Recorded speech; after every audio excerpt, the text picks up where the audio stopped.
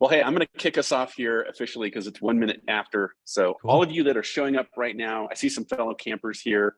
You had your 1 minute grace period, but we've got a schedule to keep here because we're going to keep it to 30 minutes or less. So Emmett, with that, let's spotlight our guests and myself, and I'll kick this party off.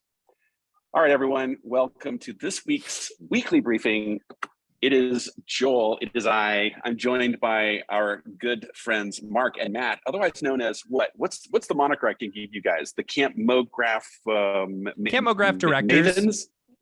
Or the Well, directors at Camp MoGraph. Yeah. Well, we'll have to work on that title. We need something much more sexy. Festival organizers. Right.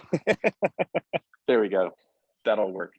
Okay, well, do me a favor, guys. I'm going to hand it to you, both of you. Mark, if you would, can you just give us the quick intro and introduce yourself? Tell us a sentence or two about yourself, and then pass the baton to Matt. Yeah, sure. My name is Mark Cernosia, and I am the founder and leading artist of Profanity Creative here in Burlington, Vermont. And my side project is something called Camp MoGraph. And I do it with Matt, amongst others. I'm Matt Milstead. I am now a freelance independent contractor. So if anyone's looking for some 3D work, hit me up. Also run MoGraph.com along with Dave Koss, one of the other directors at Camp MoGraph. We've got a lot of good stuff coming this year that I'm excited to show, but also, do Camp MoGraph part-time. Yeah, and I'm guessing it was more than part-time for the past couple months. Am I right? Oh man, yeah. I'm still catching up on sleep and stuff like that. I've literally slept until noon every single day since I got home. It's awesome. Well, I would make a joke about my liver hurting, but that might be off color. So I'm just gonna say this, guys. You pulled off an incredible event. This was my first Camp MoGraph, so thank you from the bottom of my heart for inviting me. It was an honor. I think you got your money's worth because I did no less than 5 workshops over the span of 4 days, right? But It was incredible. I think universally, I was just hanging out with people in a way that was very different than what I would call a conference. Mm-hmm. So I would just love to hear from you guys. Can you maybe go back and forth a bit here and just tell us what was Camp MoGraph? What happened? What did we miss for those that couldn't make it? Matt, why don't you take that one? I mean, you just got to be there to know what it's so interesting. Like, you try to explain what Camp MoGraph is, but you just can't get the vibe like out there without actually going, but in a gist, it's a 3 to 4 day event where 150 motion designers get together and sleep in cabins together amongst each other. We have nightly fireside chats and fun workshops, that are loosely based around design and art, and then also some businessy workshops and stuff like that. The idea was always like, let's get back to basics, because you take those basics and then you bring them back and you feel energized and you go back to your job not hating your job anymore, So yeah, Mark, can you give us some specific examples of what Matt just referred to? Yeah, so it's funny. I think over the past 3 years we've done this, or 3 times we've done this, we're really trying to dial in our vocabulary on how to describe it, because sure, you could call it an event, you could call it a conference, whatnot, but really and truly, I believe it's almost like a retreat, and we really try to just make it about the experience. Mm-hmm. The workshops and everything that we put together, there's a lot of work there, but that is really just like teeing it up to like set the stage for all the magic to happen.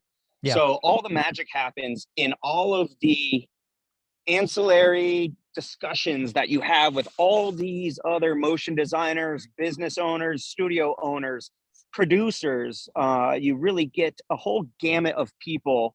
And like Matt said, we all sleep in cabins and bunk beds and whatnot. It's very democratic. People might not even know who Joel is, but they meet Joel. And then they're like, wait, you're Joel from Red Thick? I didn't even know that, you know? So just being able to level that playing field, I think it makes it very approachable for so many artists and people in our industry, because many of us are introverts. Many of us aren't comfortable approaching, if you will, like industry celebrities, right? So like by getting rid of all of that, you can really start having like meaningful conversations, and conversations that we hope can either move your career forward or even start having challenging conversations to move the whole industry forward. Yeah. Wow. Question, can you name who were some of those celebrities that were in a way almost in disguise because they just show up in a baseball cap and flip-flops? Clinton Jones, you know, is one of my favorites. He's got over 1 million YouTube followers. And then he, you know, was able to help us get Freddie Wong, which Freddie Wong was a huge inspiration on me from, you know, the very beginning in VFX and shooting and stuff like that. So I was so excited to have him there. And it's so funny, like, you know, you see him on YouTube and stuff, and he's such a like high energy guy, you know, and then you meet him in person, and he's super chill until you pull out those, you know, McDonald's hamburgers after everyone's been drinking throughout the night. Then he like, you know, loosens up. He gets real fired up. Right. So case in point, Matt, you know, he was my cabin mate, and he was so like on the DL and chill and didn't want to like chat it up. And I was just like, man, he is like super chill. And then I saw him at the fireside chat, and I was like, wait, that's my bunkmate. Right. It was funny. So Mark, who else were some of the featured people that people would know about? Yeah, I mean, we had you there. We had Amanda from Cream Studio, Amanda Russell. We had John Lepore, who spent a long time at Perception and is now on to other things. And those are some of the people we brought in for workshops and fireside chats. But you know, Nick Campbell and Chris Schmidt were also there. You know, yeah, I was just gonna say there's all these other Jules Erbach, all these other people who runs Otoy was there. You know, he came. Yeah, I was surprised he came all this way just to come hang out with us, and I was incredibly thankful for that. Well, and we had someone like James Ramirez, who you might know online as Fried Pixels. I mean, he started at MK12, you know, like talk about just a whole history of and just wide breadth of people to just hang out with and kind of talk shop, talk family, talk whatever. And I think that's what really just kind of humanizes the whole thing. Question, I'm wondering, hey Emmett, I don't know if this is going off script too much. I see Amanda here. Amanda, are you available that you could maybe jump in and just give us a comment about what it was like for you to do the fireside chat, and maybe just like your kind of biggest takeaway, if you're available? Yeah, I'm available. Hey, everybody. So in talking with everybody, just to prepare for my fireside chat, I was trying to get all the information I could. I'm like, so who's going to be there? Where is it? What am I doing? And I was terrified. First of all, I should say that I have terrible fear of public speaking, but it was all just kind of like, you know, it's going to be fine. You're going to be great. Everybody's really chill. I did not understand that until I walked on that stage. It was just a moment where I thought I was going to be nervous. I got up there, and because of all of the connections that I had made, I think the 2 days before, I felt an overwhelming sense of love from the audience. There was like no judgment. Everybody was excited. I've just never experienced anything like that before. So I'm sure it's hard to explain even after you've gone 3 times. It's like, it is summer camp. If you've ever been to summer camp, it's exactly like that. But for grownups, kind of, because we're not really grownups, we're children. And so there was like so much to do, and you really hit the nail on the head when you said you strip all of that down. Everybody shows up wearing their regular clothes. There's no cliques, there's no groups. Everyone is strongly encouraged to, you know, seek out the one person that's by themselves. Introduce yourself, sit down and talk to them. There was no pre-existing like groups that just wanted to hang that I felt could not be infiltrated. Like it was just open the whole time. And then the best part is coming home and then realizing that all of your new besties that you just made have incredible careers. And you're like, oh my God, I follow them. I've been following them for years. And that happened over and over again. And it's just a way to connect with everyone on a way different level than I've ever experienced at any other conference. It's the anti-conference. Wow, thank you. Yeah, right? So there you go. Well, so guys, Mark, Matt, what would you tell people that missed it? Like, what's your encouragement? Is there any kind of engagement that you guys will be doing with people between now and next year? And is there a next year? And can we look forward to future Camp MoGraphs? There will be at least one next year. I'll say that. Okay. You know, we've toyed around with word. We've toyed around with the idea of maybe a couple, but like there's so many things that we're worried about. We don't want to kill the vibe, you know, by like, you know, doing too many or whatever. We got to make sure that vibe's still there. I don't know. We've already been scoping out new stuff, you know, and what's great is the Discord, you know, which we only limit to people who have gone, you know, it becomes an exclusive club, you know, to have those little 2021 camper, 2022 camper. And, you know, it's really great seeing the conversations that are continuing in there and stuff like that. And like, because this is the first year we've had the Discord after camp, you know, and so it's been really cool to see everyone, you know, have all their new best friends and everything and be talking and chatting. Mark, what's your take on the future? Oh man, I mean, there's so many different ways we could take this thing, and we feel so lucky to even be in that position. You know, it's one of those things that right now it's a passion project. It's our personal project. We don't make any money from it. No, everything gets rolled into the next one. We should be a nonprofit, but do not follow event production. But yeah, I mean, there's so many ways, and really and truly, I think a lot of people have asked us to grow this thing. And sure, the easiest way to do is just double our numbers. But if we do that, you start just being in a bigger group where you can kind of just tuck yourself away. You're not going to meet everybody. It's a lot easier just to stay in your shell. And what we really like about our current size is it allows everyone to meet each other. It allows people to feel comfortable to really lean into the experience and just try putting your guard down for at least a day, or sit with new people at lunch, then a new group of people at dinner. And slowly you just start building all these relationships and have all these conversations where if we got bigger with the number, you just lose that. I'm a firm believer of that. So I think people would have to sleep on top bunks, and you know, we don't really want to force people to do that. Totally. But keeping that intimacy is paramount for us. Well, you guys are making like, there was an interesting little subtext or message I heard there just a minute ago when you talked about, you know, we could do this with it. Sure, maybe someday it could be profitable and all that kind of thing. But I can genuinely say you guys are obviously doing this for altruistic reasons, right? It's because you love our industry.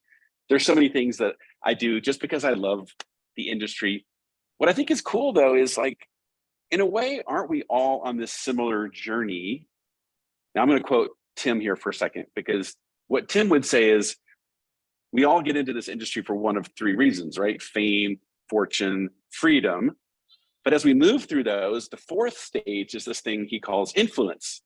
And I think it's interesting that we're all on that same journey. And I look at the two of you and I say, I think that's really what you're gaining, is this beautiful position in the industry where you have a voice, you can represent a group of people, and then of course you're helping them.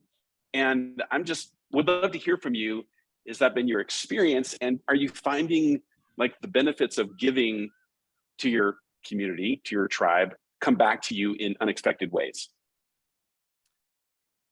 I will say hearing like every year hearing the overwhelming positivity that comes from everyone about their experience at camp is thanks enough. Like that's what drives me to the next year, honestly.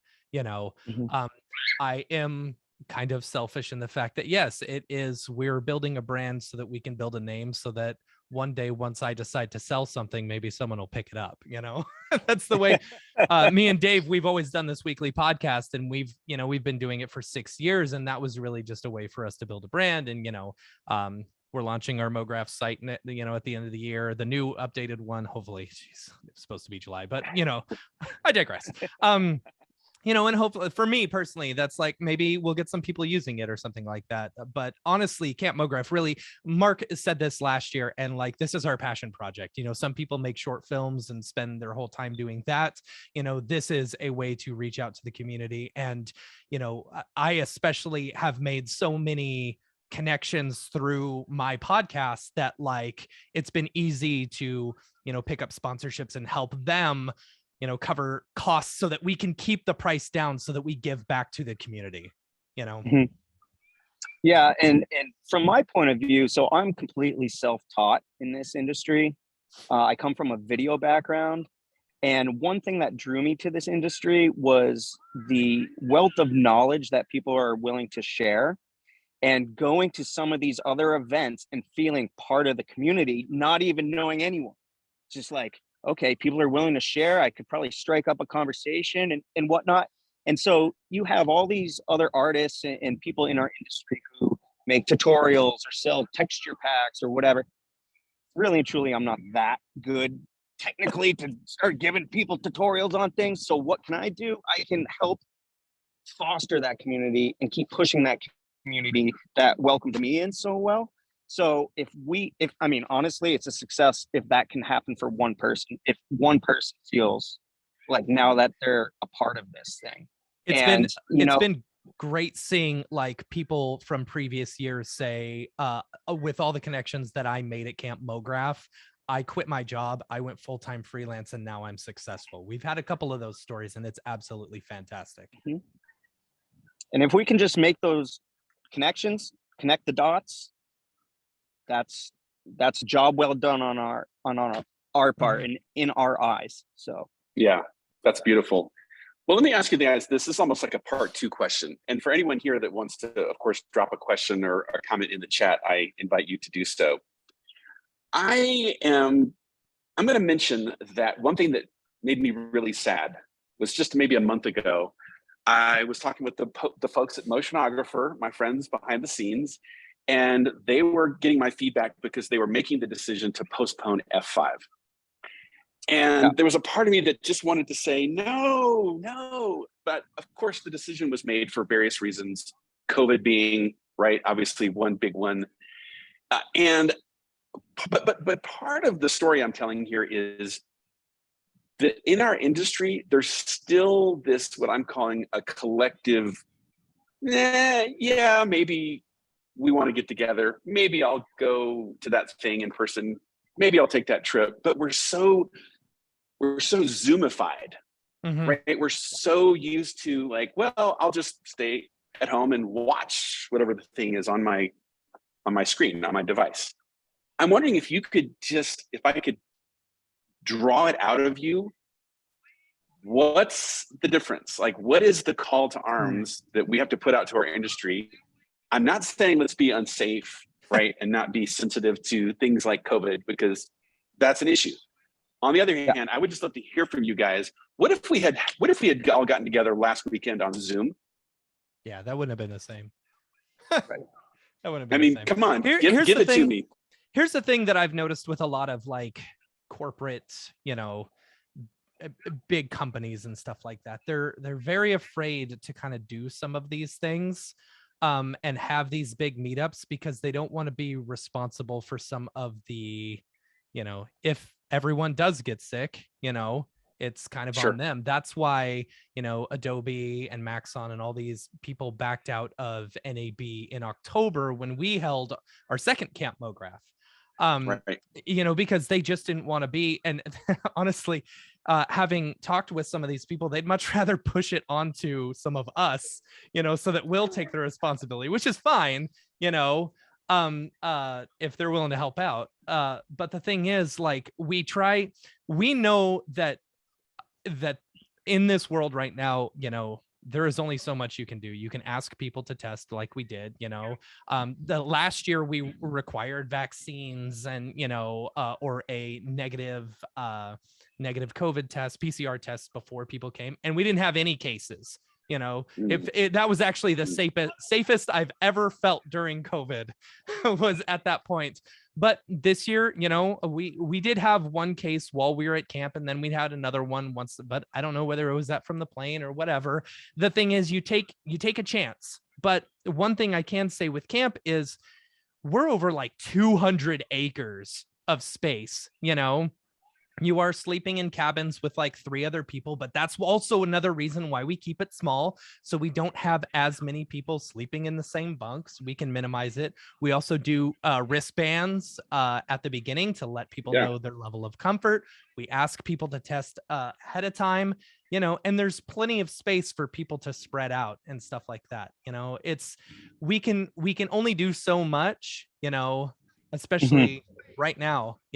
I think it's just kind of the nature of meetups. Like when we all went to NAB, so funny story.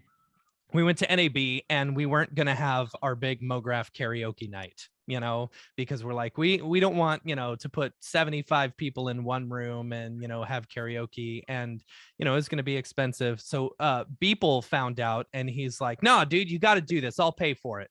And I was like, all right, if Beeple's saying we got to do it, so we'll go ahead and do it, So we booked a really expensive one on his time. And, nice. Everyone ended up getting COVID. So we all walked away from NAB, just almost all of us getting COVID. We were in a confined space, and, like we've kind of, at least me on my side, I've kind of come away knowing that there is a little bit of a danger for going to these meetups. But I mean, honestly, for me, it's kind of worth it. Like I'm in this office all day long. I rarely ever leave my house. If a couple days of sickness is what I've got to do in order to see all my friends and connect and feel recharged, it's a small price to pay. It's just for me. Yeah. Mark, how did the wristband thing work? I think that was a cool innovation. Yeah, so last year when we did it out in Portland and COVID was kind of raging even more than it is, we decided to do these wristbands, which was kind of a green, yellow, red. Green meaning give me all the hugs, yellow like give me a nice little pound, and red like stay 6 feet away from me. We continued that this year as well. And what is nice about that is you can kind of glance down at someone's wrist and be like, oh, okay, they've got green on. All right, cool. Like go in for the hug or whatnot. And it's very subtle, but you can kind of see it. And it doesn't have to be like the topic, right?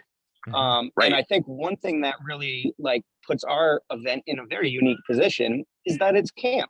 95% of camp, you're outside anyway, So like, even in these times, yes, you go into a dining hall and yes, you're bunking with a few people, but we really try to mitigate the risk as much as possible. Safety of our campers is number one. And we do whatever we can to make that happen. And a lot of what we do as well is consult with the summer camp that we rent. They're hosting kids all summer. So talk about having it dialed down or dialed in terms of protocol and all that. So we felt comfortable moving forward this year, even with certain cases spiking and whatnot around the country. And Amanda, I see you have your hand up. What's on your mind? Yeah, your original question or a part of it was, because our industry is just so used to being like, go to the next one. It's fine, whatever. What do we miss when we say I'll pass? You miss these moments that are so powerful, they stain your soul. I'm not being over dramatic, I promise. Like the sunset. And when I say the sunset, everybody remembers this sunset. I've never seen, look, I'm from Virginia. This was in Virginia. I have never seen anything like this in my life. But imagine 150 people that out of anyone in the world could appreciate this sunset more than anyone. We're all gathered together on this beautiful beach on the most amazing day, cheering on a sunset for 20 minutes bubbling, like, did you see that? Did you, like, freaking out? And like, that is different than anything I've ever experienced in my life. And that is just Right. one moment, one small moment from camp. So that's what you miss. And we were all safe, Yeah. and we only had 8 people on that, lookout area. Yeah. No matter what anyone else says. Y'all almost died, apparently. Yeah. The entire industry lost. And by the way, Amanda, Dallas made a comment here that I think is worth mentioning. I think it was like a genius move on Mark and Matt's part to choose a camp that was actually in a terrible, terrible cell phone service, if at all. It even had, the Wi-Fi was really crappy. It was almost like, why bother? And over the span of the 4 days, you just said, I'm carrying a camera in my pocket, but I don't need to check. I'm not on it. I'm looking up. I'm not working. So that was kind of low key genius, guys. It really was. It's not on purpose, from the most time, most of these places are pretty far out there. If you had Verizon, you had great service, but most of us had AT&T. So we had no service, but like that was the way it was with the first one. And we really liked it. It's like, we'd have people in previous years where they just leave their cell phone in their bunk. And it's like, I don't need to be connected. It's a really nice feeling. Yes. And even last year, Dallas Taylor was at camp, and we had a great conversation about the phantom buzzing in your pocket. And we're like, oh, do you feel that? I'm like, I don't even have my phone, but it felt like I just got a notification. And it just how like we've almost been like trained now to like feel those things, and how liberating it is to just like leave all that behind, and a day later you're not even thinking about it. Okay, we have like 2.5 minutes left, and Mark, Matt, I just want to pull something else out of you. To the other conference organizers, I think that's the label or title you gave yourselves. What is your encouragement to the people that are like, well, should we have this conference? Should we lean into this? Should we postpone? Like, what's your encouragement? I'll go first. I'll say definitely do it. We as introverted artists, we need that. We need that communication, especially as extroverted artists like me. I really need that social interaction. But I mean, as far as advice for people who are putting together events and stuff like that, you do have to think about safety. Safety has always been our number one. So whether that's cutting back the number of tickets that you sell in order to make sure that there can be some social distancing or something like that, or requiring masks, whatever, you got to make sure that your people are safe, as much as you can. Yeah, totally. I think it's a case-by-case basis. It definitely depends on, the local situation or even the national situation. But yeah, I mean, I would encourage anyone who's in a similar position to, do your research, make sure you can do it safely, take all precautions you can, but do your best to make it happen, because these Zooms are great. It's awesome being able to connect with people all around the world, but there's nothing that can really replace hopping on the golf cart with a random person, having that 3-minute kind of like speed dating conversation. And then that tees you up for the rest of the weekend. And you might, and probably will, leave camp having that person as a new bestie, I don't want to get all kumbaya on it, but it is really what happens, So I think also eating 3 pounds of fried shrimp. That's right. That's right. No, to your point, Mark, just I was amazed. Getting together. I was amazed on my golf cart ride. I met Alberto, who turns out we have a mutual friend in Barcelona. So now we're all going to hang out next month when I'm there. I'm like, what are the odds? I mean, it's just incredible. So, well, look, we need to wrap it up. It is 30 minutes after. I want to say thank you to everyone for being here for this edition of the weekly briefing. This is that time of the week we stop and kind of go, hey, what's going on? What's the hot potato? What's the trend we all need to be talking about? And huge kudos and thank you to Matt, Mark, and all the awesome people behind the scenes that made Camp MoGraph possible. You guys are awesome. Please keep it up and keep us informed. We're excited about the next one. Awesome. Thanks, Joel. All right. Thanks, everyone. Have a great rest of your day. Until next time.